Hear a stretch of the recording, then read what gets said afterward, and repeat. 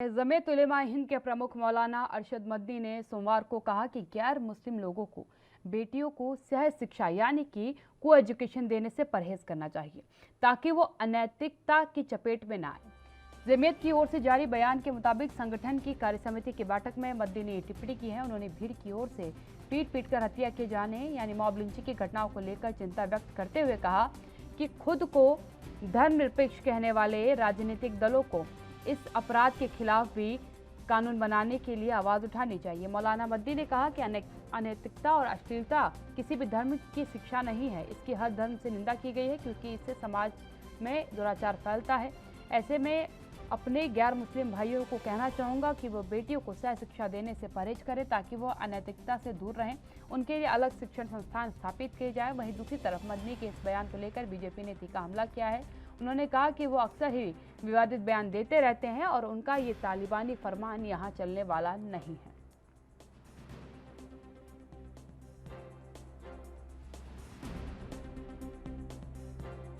हमेशा से उनके बयान या जमीयत उलमा हिंद के कंट्रोवर्शियल बयान आते रहे हैं, हम उसकी निंदा करते हैं और ये कहीं ना कहीं हमारे समाज की महिलाओं का अपमान किया है उन्होंने इस तरह की बात कहकर, क्योंकि आज सर्व समाज की महिलाएं सशक्त हो रही हैं और ऐसे समय पर जमीयत उलमा हिंद का बयान ये दर्शाता है कि तालिबानी विचारधारा इनके मन में दिल में चल रही है और उसी विचारधारा को इन्होंने व्यक्त कर दिया। और आज हमारे देश में आदरणीय मोदी जी के नेतृत्व की सरकार में 11-11 महिलाएं देश का गौरव सम्मान बढ़ा रही हैं, मंत्रिमंडल में हैं। और वहीं उत्तर प्रदेश में नारी गरिमा नारी सम्मान को लेकर आदरणीय योगी जी लगातार सशक्तिकरण को लेकर काम कर रहे हैं। हमारी सरकार काम कर रही है महिलाओं को शिक्षा की तरफ, महिलाओं को भागीदारी देने की तरफ। आज महिलाएं हमारी सम्मान के साथ में सेना का गौरव बढ़ा रही हैं। आज हमारी महिलाएं देश की पायलट बनकर हवाई जहाज उड़ा रही हैं, सेना के जहाज उड़ा रही हैं। तो हमारी समझ में नहीं आता कि ये बयान देने की इस वक्त ज़रूरत क्या थी। या तो ये कह लें कि ये वही लोग हैं जो ट्रिपल तलाक की बेड़ियों में बांध कर रखना चाहते हैं मुस्लिम समाज की महिलाओं को, और आदरणीय मोदी जी एक हाथ में कुरान एक हाथ में लैपटॉप देकर उनको सम्मान और सशक्त करना चाहते हैं। इसलिए ये अपना आप में दर्शाता है कि ये विचारधारा जो है ये तालिबानी विचारधारा है और हम इसको यहाँ पर चलने नहीं देंगे। अरशद मदनी के बयान के बाद कई सवाल खड़े होने लगे हैं क्योंकि जिस तरीके से अश्लीलता से बचाने के लिए लड़कियों को कोई स्कूल में ना जाने की सलाह उनकी तरफ से दी गई है, राजनीतिक तो सीधी तौर पर कह रहे हैं कि ये एक तालिबानी फरमान है। तालिबानी फरमान इसलिए क्योंकि अभी आपको याद होगा कल ही तालिबान की तरफ से एक बयान सामने आया जिसमें उन्होंने कहा कि लड़कियों को पुरुष शिक्षक नहीं पढ़ाएंगे। ये बयान तालिबान की तरफ से दिया गया था और अब इसी बीच जमीयत उलमा हिंद की तरफ से अरशद मदनी का बयान सामने आया है जिसमें उन्होंने कहा है कि लड़कियों को पढ़ाने के लिए, यहाँ पर एक शब्द का गौर करिएगा कि गैर मुसलमानों से अपनी बेटियों को अश्लीलता से बचाने के लिए सह शिक्षक स्कूलों में भेजने की अपील उनकी तरफ से की गई है। ये एक बड़ा बयान अपने आप में बनता जा रहा है क्योंकि देश में लगातार महिलाओं को सशक्त करने के लिए, बच्चियों की शिक्षा के लिए कदम सरकार की तरफ से उठाए जा रहे हैं, लेकिन उस बीच ये कह देना कि कोविड में डालना एक गलत फैसला है, अश्लीलता को बढ़ाना है। जबकि एक पैरामीटर ये मानता है, सामाजिक पहलू ये कहता है कि कोविड में पढ़ना बहुत ज़रूरी है। क्यों? ताकि आप हर व्यक्ति की भावनाओं को, उनके तौर तरीकों को सीख सके और समझ सके। समाज आप बांट नहीं सकते हैं। आप ये नहीं कह सकते हैं कि इस एरिया के अंदर जो है लड़के नहीं आएंगे या इस एरिया के अंदर लड़कियां नहीं आएंगी। ये समाज में नहीं हो सकता। आप सड़क पर अगर हैं तो वहाँ लड़के भी हैं, लड़कियां भी हैं, आदमी भी हैं, औरतें भी हैं। हर प्रकार का, हर वर्ग का, हर स्थिति का व्यक्ति आपको वहाँ मिलेगा, हर मनोस्थिति का व्यक्ति आपको मिलेगा। और इसीलिए स्कूलों में बच्चों को डाला जाता है ताकि वो सामाजिक पहलू को समझ सके, सामाजिक परिवेश को समझ सके और उसमें ढल सके। समाज में कैसे रहा जाता है, क्या गलत है, क्या सही है, इसका पैरामीटर वो स्कूलों में सीख के आते हैं। और एक बड़ा उदाहरण मैं आज आपको उसका देती हूँ क्योंकि आज से पहले ये एग्जाम्पल देना मेरा यहाँ बहुत ज़रूरी है क्योंकि जो बात कही गई है वो इस परिप्रेक्ष्य में गलत इसीलिए मानी जा रही है क्योंकि अब एक नया दौर आया है। हमने एक बड़ा परिवर्तन किया है कि महिलाओं को हमने कार्य क्षेत्र में भेजना शुरू किया, यानी कि वर्किंग लेडीज अब जो है शुरू हुई हैं, काम करना, नौकरी पेशा होना ये लड़कियों ने अब शुरू किया है। लेकिन इससे पहले का एक एरा को आप देखिए जब महिलाएं केवल घर का काम करती थी और पुरुष वर्ग केवल कमाने के लिए बाहर जाता था। तो उस बीच जब एक ये नया नया बदलाव आया था कि कुछ लड़कियों ने बगावती सुर अपना करके रोजगार से अपना दामन जब उनका पकड़ा, तो उनको अपना वर्क प्लेस से बहुत ज्यादा दिक्कतों का सामना करना पड़ा। क्यों? क्योंकि पुरुषों को यह आकलन नहीं था कि महिलाओं के साथ व्यवहार किस प्रकार से किया जाता है। और कई बार आपने देखा इस वजह से महिलाओं ने शिकायत की है पुरुष कलीग्स की अपनी, कि इनको तरीका नहीं है, ढंग से बात करना नहीं आता, इनको पता नहीं है कि बोला कैसे जाता, क्योंकि ये परिवेश उनको अभी तक नहीं दिया गया था। लेकिन अब समाज बदलने लगा है और परिवेश इक्वल होने लगा है। मेरे साथ यूरोप से मुस्कान लाइव जुड़ी हुई, इसके साथ ही विपिन शर्मा जी हैं, वरिष्ठ पत्रकार हैं। सबसे पहले मैं मुस्कान के पास जाना चाहूंगी।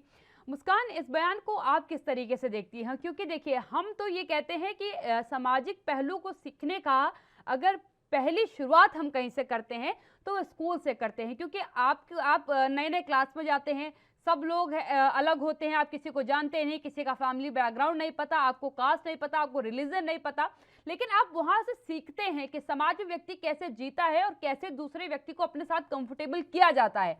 इस तरीके का जो मोदी जी की तरफ से बयान आया जिसमें उन्होंने कहा कि बच्चियों को अश्लीलता से बचाने के लिए उनको एक अलग स्कूल बनवाइए जिसमें केवल गर्ल्स हो, तो आपको नहीं लगता कि उनका मानसिक विकास सामाजिक तौर पर कहीं ना कहीं कमजोर हो जाएगा और वो पिछड़ जाएंगी फिर से?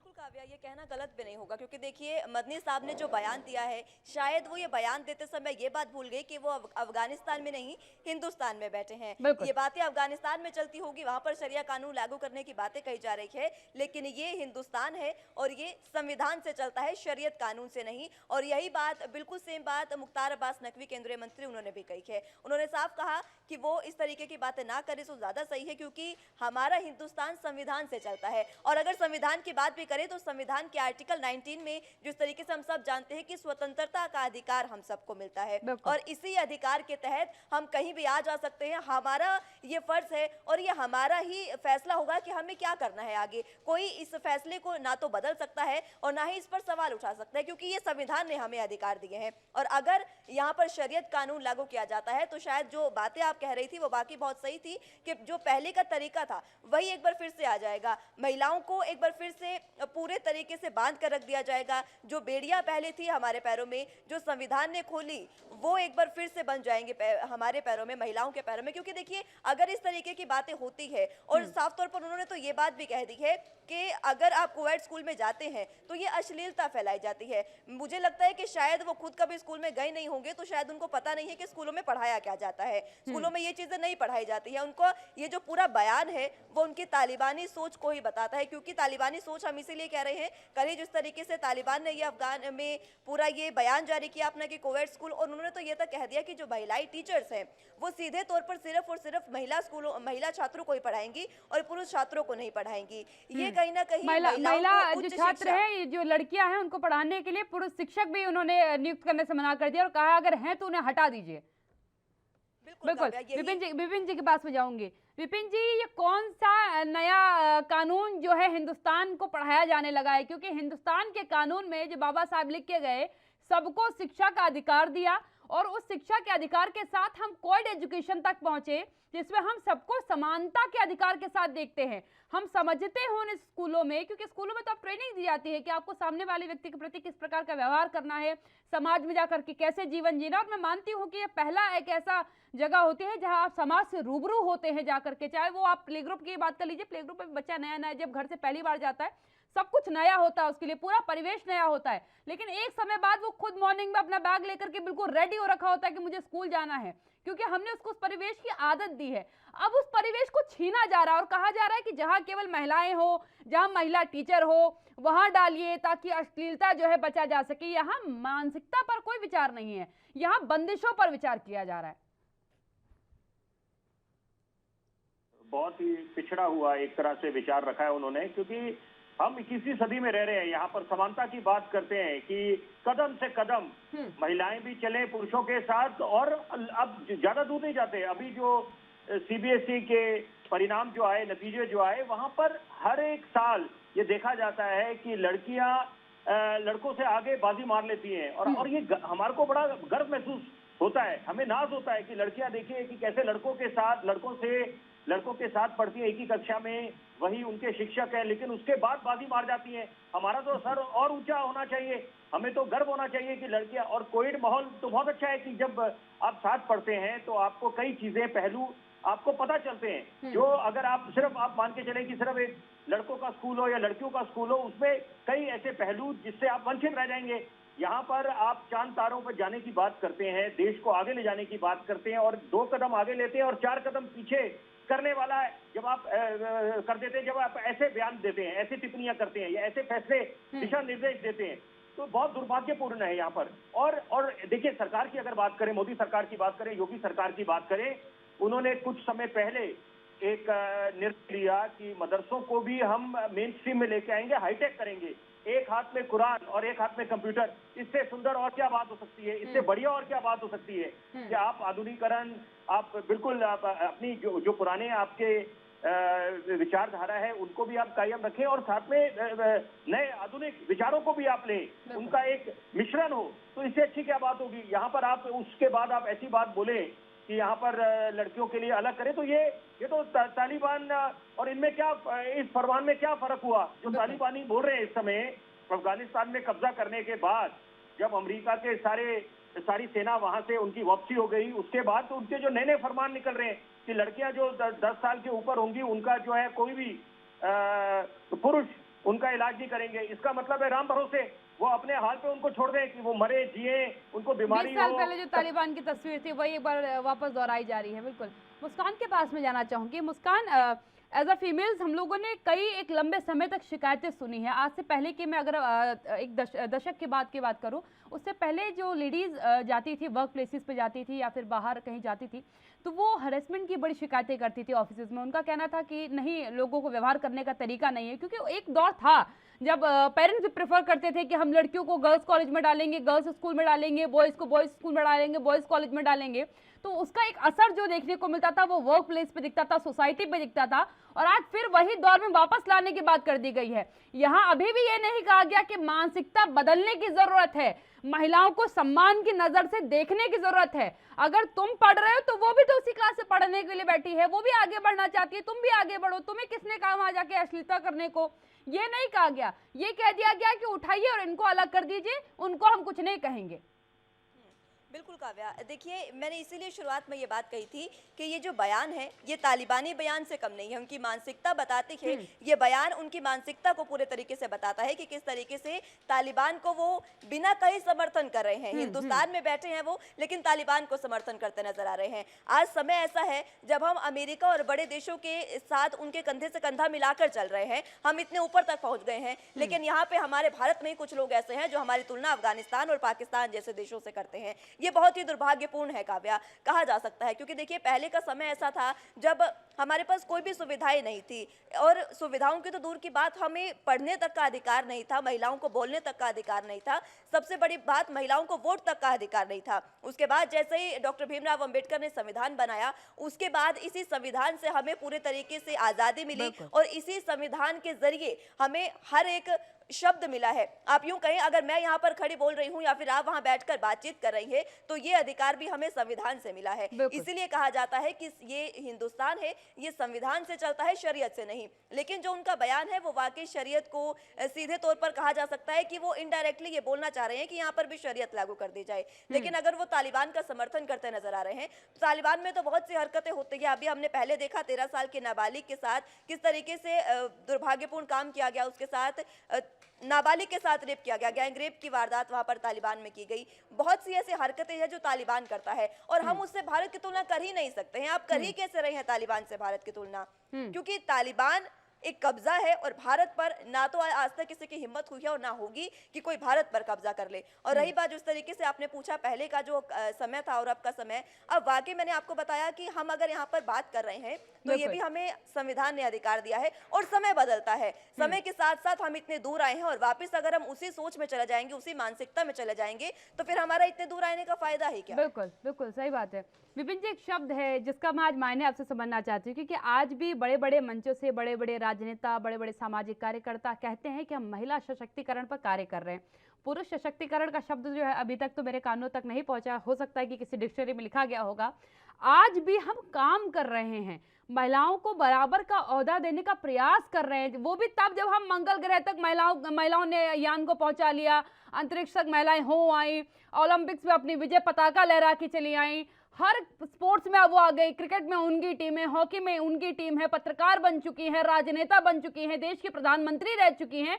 उसके बावजूद आज तक हमारे देश में एक शब्द है महिला सशक्तिकरण, और उस बीच अगर ये शब्द आता है कि वापस इनके पैरों में बेड़ियां बांधिए, इनको एक दायरे में रखना सिखाइए, क्योंकि हम लड़कों को कभी नहीं सिखाएंगे कि तमीज तहजीब क्या होती है, आंखों की शर्म क्या होती है, आंखों का पानी क्या होता है, हम उनको नहीं बता पाएंगे, तो हम तुम्हें बताएंगे कि तुम ऐसा करो, लड़कियों के साथ ही रहो। और क्या हम एक वर्क प्लेस ढूंढ पाएंगे? अगर हम ये कहते हैं कि नहीं तुम्हें आगे तो बढ़ने देंगे, लेकिन क्या हम वैसा वर्क प्लेस ला पाएंगे जहां केवल एक कम्युनिटी के लोग हो, एक जेंडर के लोग हो और वो काम करते हो? और क्या वो अगर है भी और वो काम कर भी रहे हैं वहां पर, तो क्या वो विकास के पैमाने पर चल रहे हैं, विकास के पैरामीटर पर कहीं उनका नाम आएगा?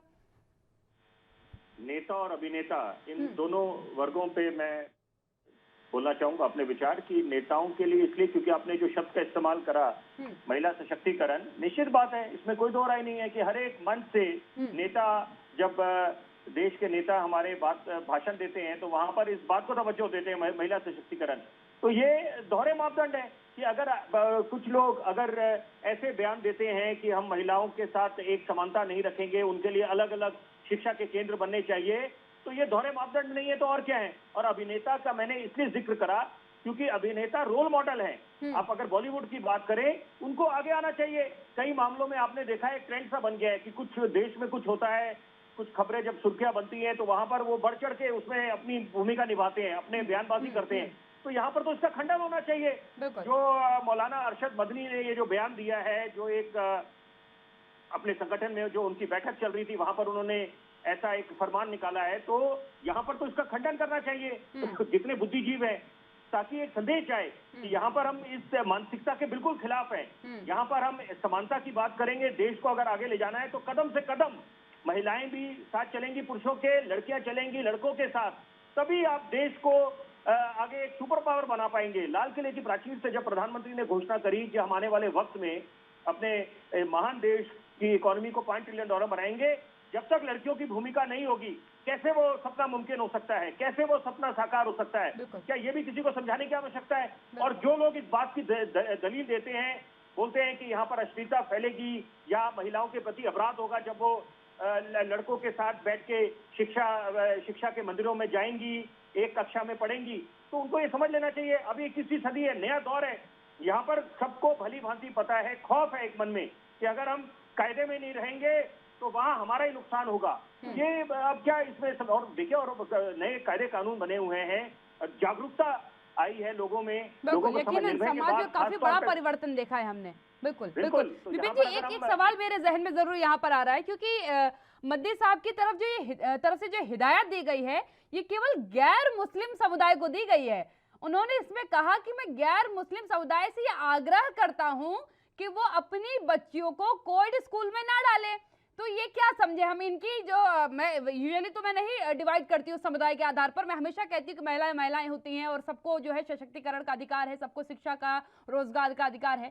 क्या इन्हें लगता है कि इन्होंने मुस्लिम समुदाय की महिलाओं को पूरा जो है अधिकार दे दिया, उन्हें पूर्णतः सशक्त कर दिया, जीवन वो आजादी से जी रही हैं, उनका उदाहरण जो है विश्व पटल दे रहा है कि किस तरीके से इन्हें सशक्त कर दिया गया है, जिन्होंने गैर मुसलमानों को हिदायत दी है? क्या ये किसी से छुपा है? जब तीन तलाक की प्रथा को हटाया गया, वहां पर क्या उस पहल का जो सरकार ने इच्छा शक्ति दिखाई थी, क्या उसका स्वागत नहीं हुआ था? देश में नहीं, अंतर्राष्ट्रीय पटल पे भी स्वागत हुआ। यहाँ पर एक नई सुबह का आगाज हुआ था कि आप अगर बोलते हैं और सार्वजनिक तरीके से बोलते हैं, नेता, एक आम आदमी, अभिनेता बोलते हैं कि हम महिलाओं को सशक्त करेंगे, तो करके दिखाना पड़ता है। Action speak louder than word. तो इससे अच्छी क्या बात हो सकती है कि आपने जब 3 तलाक की प्रथा को हटाया, उसके बाद अब महिलाओं को सशक्त करने का वक्त है कि यहाँ पर आप दोहरे मापदंड रखेंगे तो उससे एक आम आदमी का भी नुकसान होगा, हमारे देश का नुकसान होगा। ये सबको समझ लेना चाहिए कि यहाँ पर चुनौतियों का भरमार है। यहाँ पर सबसे बड़ी बात है कि क्या इससे ये समझा जाए कि आप अगर बोलते हैं कि लड़कों के साथ लड़कियां ना पढ़ें, एक शिक्षा के मंदिर ना जाएं, विश्वविद्यालय ना जाएं, विद्यालय ना जाएं, और तो यहाँ पर इंटरनेट पे कैसे आप नकेल कसेंगे?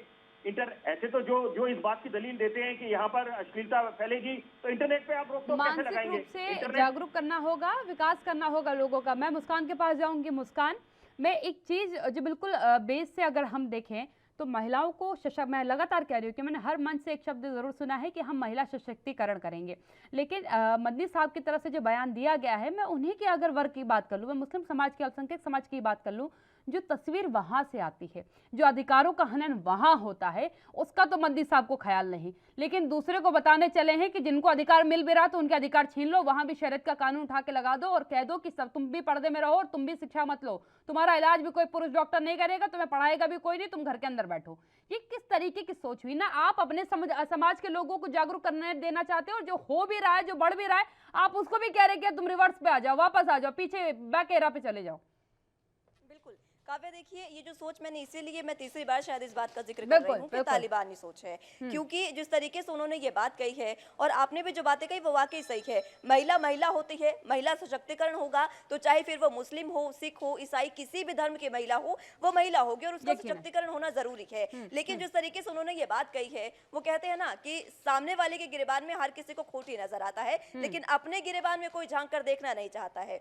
वो अपनी महिलाओं को तो बांध कर रखना चाहते हैं, लेकिन पूरे समाज में वो ये चाहते हैं कि इसी तरीके से महिलाओं का जो सशक्तिकरण होना चाहिए वो ना हो, और ये वाकई दुर्भाग्यपूर्ण है। वो कहा जा सकता है कि उनका बयान ही दुर्भाग्यपूर्ण है। देखिए, क्योंकि मैंने फिर कहा कि महिला जो है उसका सशक्तिकरण होना बहुत जरूरी है, फिर चाहे वो मुस्लिम ही क्यों ना हो। इसलिए हम बार बार तालिबान के मुद्दे पर बात करते हैं, क्योंकि वहां पर महिलाओं को बहुत बुरे तरीके से उनके साथ व्यवहार किया जा रहा है, इसीलिए बार बार उसकी बात होती है। महिला का सशक्तिकरण होना जरूरी है, लेकिन इनका बयान बेहद दुर्भाग्यपूर्ण है। एक सवाल और रहेगा, क्योंकि यहाँ बात अश्लीलता की, बदसलूकी की गई है, तो क्या महिलाओं को या उन बच्चियों को एक अलग कमरे में रख देने से या अलग कर देने से उन लड़कों से ये मानसिकता समाप्त हो जाएगी? मुझे तो लगता है कि मानसिकता और खराब हो जाएगी, क्योंकि उन्हें नहीं मालूम है कि असल में व्यवहार किया कैसे जाता है, उन्हें कोई सिखा ही नहीं रहा है कि व्यवहार होता कैसे। तो ये जो केसेस हैं ये बढ़ेंगे उसके बाद, क्योंकि अभी जब शिक्षा बढ़ी, हमारे कोर्ट स्कूल्स बढ़े, तो ईव टीजिंग के जो केसेस स्कूल के अंदर से निकलकर सामने आते थे या गलियों से निकलकर सामने आते थे, वो बहुत कम हुए। स्कूल के पास जो ईव टीजिंग के केसेस आते थे उनमें काफ़ी कमी देखी गई, क्योंकि बच्चे शिक्षित हुए, उन्हें मालूम है उनके खुद के फ्रेंड्स में कोई ना कोई लड़की होगी, तो उन्हें मालूम है कि हमारी फ्रेंड को बुरा लगा, हमारी फ्रेंड रो रही थी ईव टीजिंग की वजह से, तो समहाउ उनके इमोशंस को वो चीज़ हर्ट करती है, तो वो प्रयास करते कि वो चीज़ वो ना दोहराएं। लेकिन अगर हम एक बार फिर वर्गीकृत कर देंगे कि ये भैया लड़कियों का स्कूल है, वो लड़कों का स्कूल है, और यहाँ फिर वापस ईव टीजिंग की घटनाएं शुरू हो जाएंगी, तो मानसिक परिवर्तन की जरूरत है या अलग अलग करने की जरूरत है? ये जो सवाल है इसका जवाब हम कहने से नहीं दे पाएंगे, लेकिन लड़कियों ने एक्शन से दे दिया है। चाहे आप ओलंपिक की बात कर लीजिए, अभी पैरा ओलंपिक में, टोक्यो पैरा ओलंपिक जो चल रहे हैं उसमें हमने देखा गोल्ड मेडल जीता है अवनी लिखरा ने, और इसी के साथ चाहे पहलवानी हो चाहे कोई भी हो, सैनिकों में, और अभी तो देखिए जिस तरीके से प्रधानमंत्री ने खुद कहा कि सैनिक स्कूलों में अब महिलाएं जो है वो भी हिस्सा ले सकेंगी। महिलाएं हर कदम पर पुरुषों के साथ कंधे से कंधा मिलाकर चल रही है, लेकिन यहाँ पर बार बार महिलाओं को ही रोका जाता है कि अगर आपके साथ छेड़छाड़ हो रही है, आपके साथ ईव टीजिंग हो रही है, आपके साथ गलत हो रहा है, तो आप कमरे में बंद होकर बैठ जाइए। ऐसा नहीं होना चाहिए। सीधे तौर पर इसमें अगर किसी को समझाने की जरूरत है तो वो मानसिकता को बदलने की जरूरत है और पुरुषों को समझाने की जरूरत है। आप महिलाओं को हर बार समझाते हैं, पुरुषों को क्यों नहीं ये बात कही जाती कि वो भी किसी की बहन बेटी है, उसको उसी नजर से देखो जिस नजर से आप अपनी बहन को देखते हो। अगर ये बात देखिए बार बार उठकर आती है कि अगर अपनी बहन के साथ होता है तो वो गलत है, लेकिन दूसरे की बहन आपको बहन नहीं लगती है। यहाँ पर सीधे तौर पर पुरुषों की मानसिकता को बदलने की सीधे तौर पर एक नजर का सम्मान की जरूरत है। यकीनन विपिन जी के पास में जाऊंगी।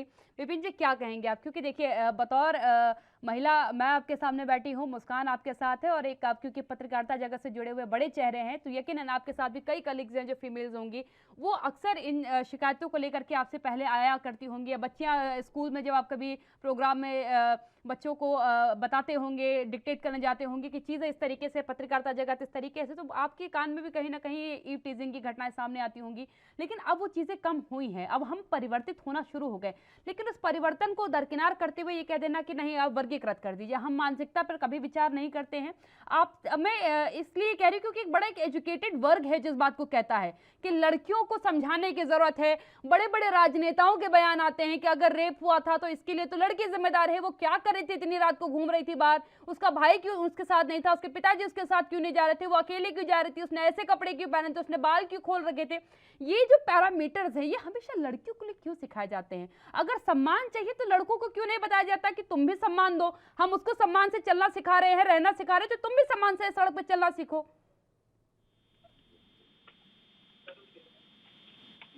बात करता हूं, और यहाँ पर किसने हक दे दिया कि ये कुछ लोग आके अपने आप सेल्फ स्टाइल नेता बन जाते हैं और समाज के ठेकेदार बन जाते हैं? ये फैसला तो लड़कियों पे छोड़ देना चाहिए, महिलाओं पे छोड़ देना चाहिए कि उनके हित में क्या है वो खुद उसका फैसला करें। यहाँ पर 21वीं सदी में चांद तारों की बात करते हैं, हम मंगल ग्रह पे जाने की बात करते हैं, चंद्रयान 2 भेजा हमने, उसके बाद यहाँ पर ये कैसी मानसिकता है? और यहाँ पर तो रोल मॉडल जो हैं जिनको आदर्श माना जाता है, जिनसे नजीर पेश करनी चाहिए, जिनको मैं उदाहरण देना चाहूंगा शाहिद अफरीदी का। बड़े लोकप्रिय ये क्रिकेटर हैं, खिलाड़ी हैं, और ये कैसे कौन सी सदी की बातें करते हैं, बाबा आदम के जमाने की बातें करते हैं, तालिबानियों को समर्थन कर रहे हैं यहाँ पर, और तालिबानियों को वो भी छोड़ दिए कि ये जिहादी हैं या आतंकवादी हैं, वो भी छोड़ देते हैं। लेकिन जो उनकी महिलाओं के प्रति जो उनकी विचारधारा है, सर्वप्रथम उसको मद्देनजर रखना चाहिए कि वहां पर क्या शाहिद अफरीदी ये उस बात का समर्थन करेंगे कि जो जिस तरह से फरमान जारी करा है उन्होंने तालिबानियों ने, जब से उनकी ये उन्होंने अफगानिस्तान पे कब्जा करा है, तो ये और यहाँ के भी लोग, यहाँ के हिंदुस्तान के भी लोगों को आगे आना चाहिए, अपना रुख स्पष्ट करना चाहिए, अपना दृष्टिकोण, अपना नजरिया सार्वजनिक करना चाहिए कि उनके क्या विचार है। दृष्टिकोण साफ कर रहे हैं वो उल्टी ही राय दे देते हैं ना, दिक्कत यही आ जाती है, जब राय देने आते तो उल्टी राय दे जाते हैं। बिल्कुल, धन्यवाद दोनों मेहमानों का मेरे साथ जुड़ने के लिए। मुस्कान जी, विपिन जी, मेरे साथ जुड़ने के लिए बहुत बहुत आभार आपका। सीधी तौर पर विचार करने की जरूरत है क्योंकि हमें मानसिकता बदलनी है। लोगों के अधिकारों को से नहीं छीनना, ना महिलाओं के अधिकारों को छीनना है, ना पुरुषों के अधिकारों को छीनना है, बस मानसिकता पर कार्य करने की जरूरत है।